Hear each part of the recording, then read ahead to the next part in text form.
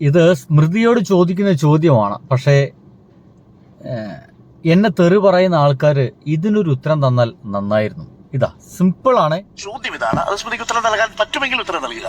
31-ാം തീയതി 3 മണിക്ക് കേന്ദ്ര കാലാവസ്ഥാ നിരീക്ഷണ കേന്ദ്രത്തിന്റെ കൃത്യമായ മുന്നറിയിപ്പ് മിന്നൽ പ്രളയം, താഴ്ന്ന പ്രദേശങ്ങളിലെ വെള്ളക്കെട്ട്, വെള്ളപ്പൊക്കം അടക്കമുള്ളവ ചൂണ്ടിക്കാണിച്ച് ഈ പ്രദേശങ്ങളിൽ, അതായത് 31-ാം തീയതി 1, 2 തീയതികളിലെ കൃത്യമായി ഓറഞ്ച്, റെഡ് അലർട്ടുകളെ കുറിച്ച് പറയുന്നു. മലപ്പുറത്ത് 1-ാം തീയതിയും 2-ാം തീയതിയും ഓറഞ്ച് അലർട്ട് ഉണ്ട് എന്ന് പറയുന്നു. പത്തനംതിട്ട അടക്കമുള്ള പ്രദേശങ്ങളിൽ അലർട്ട് ഉണ്ടെന്ന് പറയുന്നു. ഈ അലർട്ട് വരുന്ന സമയത്ത് മുഖ്യമന്ത്രി അദ്ദേഹത്തിന്റെ വസതിയിലാണ്, പോലീസ് റെക്കോർഡ് പ്രകാരം, എറണാകുളത്ത്. അതായത് തൊട്ടടുത്ത ദിവസം കനത്ത മഴയുണ്ട് തെക്കൻ ജില്ലയിലടക്കം, മണ്ണിടിച്ചിൽ എന്ന് പറയുമ്പോൾ സ്വകാര്യ പരിപാടിക്കാണോ പോകേണ്ടിയിരുന്നത്, പകരം ദുരന്ത നിവാരണ അതോറിറ്റി ഓഫീസിലേക്കാണോ പോകേണ്ടിയിരുന്നത്? അതിന് മാത്രം ഉത്തരം തന്നത്. ഇതിന് മാത്രം എന്നെ തെറി പറയുന്നവരും എനിക്ക് ഉത്തരം തന്നാൽ മതി. എടോ, ഞാനിത് ഇവിടെ വന്നിരുന്നിട്ട് എൻ്റെ പ്രിയ സുഹൃത്തുക്കളെ, രാവിലെ തിരുന്നിട്ട് ഈ ഒരു കോൺഗ്രസ് ഗവൺമെന്റിനായിട്ട് വിമർശിച്ച് കളയാം എന്ന് വിചാരിച്ച് വന്നിരിക്കുന്ന ഒരാളൊന്നുമല്ല. എനിക്ക് വേറെ പണിയുണ്ട്. പക്ഷെ ചില കാര്യങ്ങൾ കാണുമ്പോൾ നമുക്കത് പറയാതിരിക്കാൻ പറ്റുന്നില്ലെന്നേ. നോക്കൂ, ഇന്ന് പത്രസമ്മേളനത്തിൽ വന്നിരുന്നിട്ട് ചോദിച്ച ചോദ്യങ്ങൾക്കായിരുന്നോ നമ്മുടെ മുഖ്യമന്ത്രി വി.ഡി. സതീശൻ ഉത്തരം പറഞ്ഞേ? അപ്പുറത്തൊരു ദുരന്തം നടക്കുമ്പോൾ നിങ്ങൾ എന്തിനാണ് ഈ ഭക്ഷണം കഴിക്കാൻ പോയിരുന്നപ്പോ എനിക്കെന്താ ഭക്ഷണം കഴിക്കാൻ പാടില്ലേ എന്നാ ചോദിക്കുന്നത് അല്ലേ? എനിക്കെന്ത് ഭക്ഷണം കഴിക്കാൻ പാടില്ലേ? നമ്മുടെ മുഖ്യമന്ത്രിക്ക് ഭക്ഷണം കഴിക്കാൻ പാടും സുഹൃത്തുക്കളെ. ഭക്ഷണം കഴിക്കണം. മുഖ്യമന്ത്രിയായിട്ടില്ല, നമ്മളും എല്ലാവരും നല്ലതുപോലെ ഭക്ഷണം കഴിക്കണം. അതുപോലെ നല്ലതുപോലെ ഭക്ഷണം കഴിക്കാനുള്ള അവകാശം ആ ദുരന്തത്തിൽ പെട്ടവർക്കുണ്ടെന്നേ. അവർക്ക് ആ അവകാശം നിഷേധിക്കപ്പെട്ടിട്ടുണ്ട്. അത് നേടിക്കൊടുക്കേണ്ട ഉത്തരവാദിത്തം നമ്മുടെ മുഖ്യമന്ത്രിക്ക് കൂടി ഉണ്ടെന്നേ. അദ്ദേഹം ദുരന്ത നിവാരണ സേനയുടെ അധ്യക്ഷനാണ്, അതിന്റെ ചുമതലക്കാരനാണ്. അദ്ദേഹമാണ് ഒന്നാമൻ. നമ്മുടെ മുമ്പിൽ ഒരു ക്യാപ്റ്റനെ പോലെ, ഒരു കപ്പിത്താനെ പോലെ ഒരാളില്ലെങ്കിൽ കപ്പൽ ആടി ഉലയുമെന്നേ. ഒരു സംശയവും വേണ്ട, ഒരു സംശയവും വേണ്ട. ആ സമയത്ത് അദ്ദേഹം ചെയ്യാൻ പാടില്ലാത്ത ഒരു മുഖ്യമന്ത്രി എന്ന നിലയ്ക്ക് ഔചിത്യമില്ലാത്ത ഒരു കാര്യം ചെയ്തു. അത് ഔചിത്യമല്ലല്ലോ, ഈ ഒരു സന്ദർഭത്തിന് യോജിക്കുന്ന കാര്യമല്ലല്ലോ താങ്കൾ ചെയ്തത് എന്ന് ചോദിക്കുമ്പോൾ എനിക്ക് ഭക്ഷണം കഴിക്കാൻ പാടില്ല എന്ന് എനിക്ക് അറിയില്ലായിരുന്നു എന്ന പരിഹാസ ഉത്തരമാണോ, പരിഹാസ ചോദ്യമാണോ വേണ്ടത്? ഒപ്പം തന്നെ പിണറായി വിജയനെ കൂടി അപമാനിക്കുന്നു എന്നുള്ളതാണ്.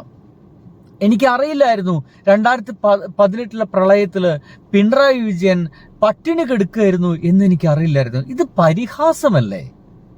ഈ ഒരു സമയത്തും ഇങ്ങനെ പരിഹാസ വർത്തമാനവുമായിട്ട് മുന്നോട്ട് പോകുകയാണോ വേണ്ടത് എന്നല്ല ഞാൻ എൻ്റെ വീഡിയോയിൽ ചോദിച്ചത്.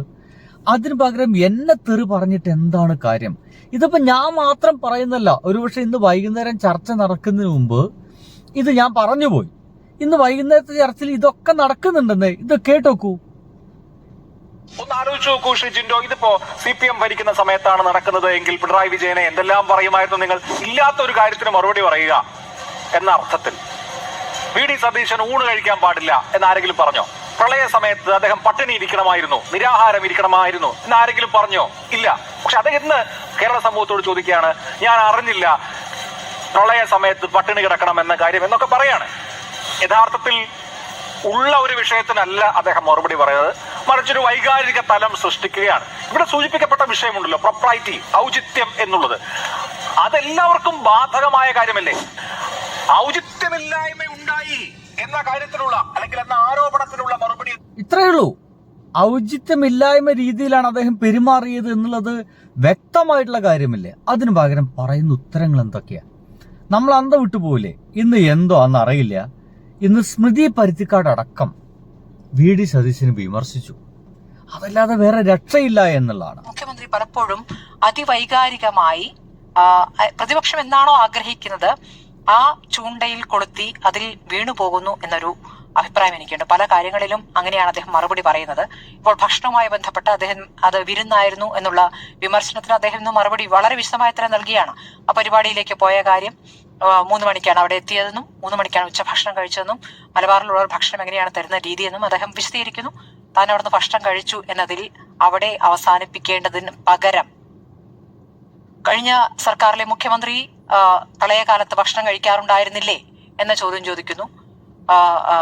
എന്തൊരു മോശമാണ്, എന്തൊരു ഹീനമാണ്. അത് ഹീനമാണോ എന്നുള്ളത് കാണുന്നവർ, കേൾക്കുന്നവർ മനസ്സിലാക്കും, അത് വിലയിരുത്തും. അതിനുള്ള കഴിവ് ഇവിടുത്തെ ജനങ്ങൾക്കുണ്ട്. അത് സന്തോഷം. കാരണം ഇത്രയെങ്കിലും ഈ ഒരു നിമിഷത്തില് വളരെ പതുക്കെയാണെങ്കിലും മന്ദഗതിയിലാണെങ്കിലും സ്മൃതി പരുത്തിക്കാട് അടക്കമുള്ള ആളുകൾ മാധ്യമപ്രവർത്തകർ പറയാൻ തയ്യാറാകുന്നുണ്ടല്ലോ എന്നുള്ള കാര്യത്തിൽ ഞാൻ വളരെ സന്തോഷവാനാണ് കേട്ടോ.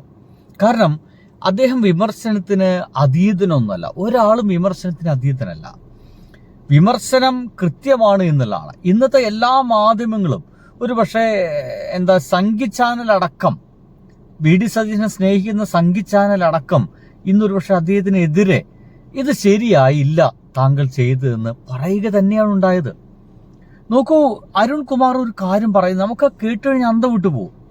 കോഴിക്കോട് എങ്ങാണ്ട് ഏതൊരു ഉദ്ഘാടനത്തിന് പോയിട്ട് ഞാനത് കേൾപ്പിച്ചു തരാട്ടോ. ഇതിൽ തന്നെ അല്ലാതെ നന്നായി ഭക്ഷണം കഴിക്കണം, നന്നായി കുട്ടി വെള്ളക്കെട്ടിൽ വീണ് മരിച്ചിരുന്നു. മലപ്പുറത്ത് തിരുവാലിയിൽ 2.5 വയസ്സുള്ള ഒറ്റ മിനിറ്റ്, അന്ന് നന്നായി ഭക്ഷണം കഴിക്കണം. ഹൈലൈറ്റ് മാളിൽ ആ പരിപാടിയെ കുറിച്ച് മാധു നേരത്തെ സൂചിപ്പിച്ചേ. ഏതാ കടയുടെ പേരെന്നറിയാമോ? ബൈമി കോഫി എന്ന് പറയുന്ന ഒരു കാപ്പിക്കട ഉദ്ഘാടനം ചെയ്യാൻ പോയി. ആ സമയത്ത് മലപ്പുറം ജില്ലയിലും കോഴിക്കോട്ടുമായിട്ട് 3 കുഞ്ഞുങ്ങൾ വെള്ളത്തിൽ വീണ് മരിച്ചിരുന്നു. അന്ന് ഈ കട ഉദ്ഘാടനം ചെയ്യാൻ പോയ ഹൈലൈറ്റ് മാളിൽ നിന്ന് 34 മിനിറ്റ് യാത്ര ചെയ്താൽ എത്താമായിരുന്ന കൊണ്ടോട്ടിയിൽ 4 വയസ്സുള്ള ആദം ഐമൻ എന്ന് പറയുന്ന ഒരു കുട്ടി വെള്ളക്കെട്ടിൽ വീണ് മരിച്ചിരുന്നു.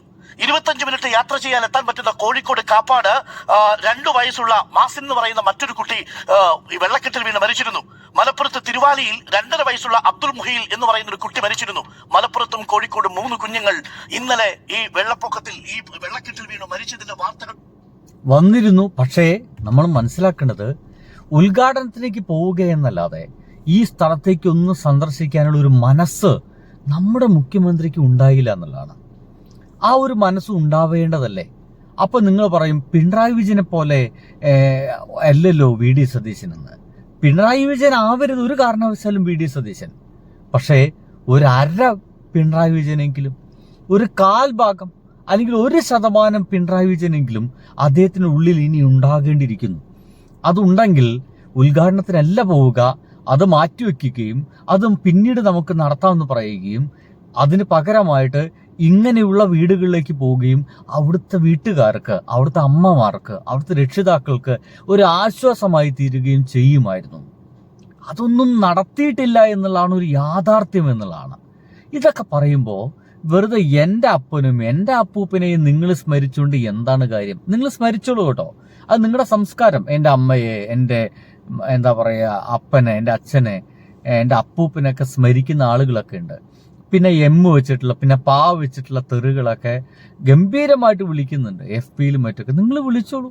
ചില ആളുകളൊക്കെ ഫോൺ നമ്പർ തപ്പിപ്പിടിച്ച് എന്നെ തെറി വിളിക്കുന്ന ആളുകളൊക്കെ ഉണ്ട്. സോ ഞാൻ അവർക്കൊക്കെ ഓക്കെ ബ്രോ, പറയൂ ബ്രോ, എന്താ താങ്കളുടെ പ്രശ്നം ബ്രോ, എന്താണ് പ്രശ്നം, നിങ്ങൾ അത് പറ എന്ന് പറയുമ്പോൾ അവർക്ക് അതിനുള്ള ആൻസർ ഒന്നുമില്ല. അതിലുള്ള ആൻസർ ഒന്നും അവർക്കില്ല. എന്തായാലും ഇത് കേക്ക്.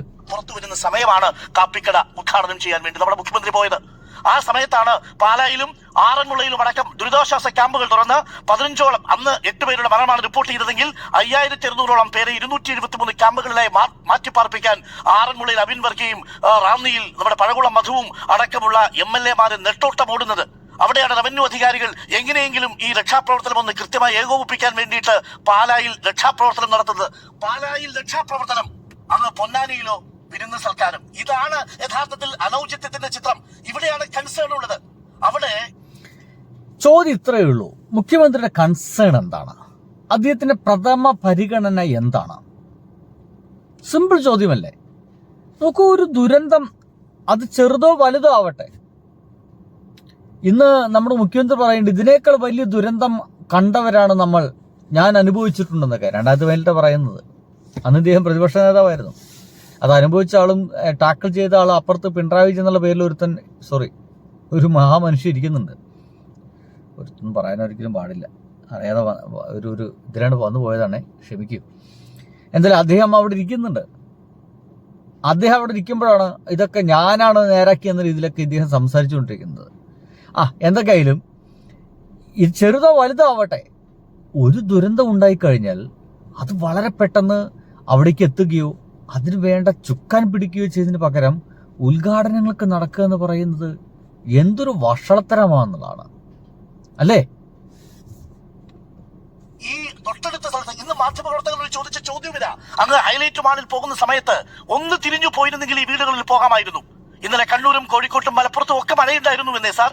അങ്ങ് വാടകയ്ക്കെടുത്ത് അങ്ങ് യാത്ര ചെയ്ത ആ ഹെലികോപ്റ്ററിൽ 2-ാം തീയതി അങ്ങ് ജുവലറി ഉദ്ഘാടനത്തിന് പോകുന്നതിന് മുൻപ് അങ്ങ് അതേ ഹെലികോപ്റ്ററിൽ ഈ പറയുന്ന പ്രളയം ബാധിച്ച സ്ഥലങ്ങളിലൂടെ ഒന്ന് യാത്ര ചെയ്യണമായിരുന്നു.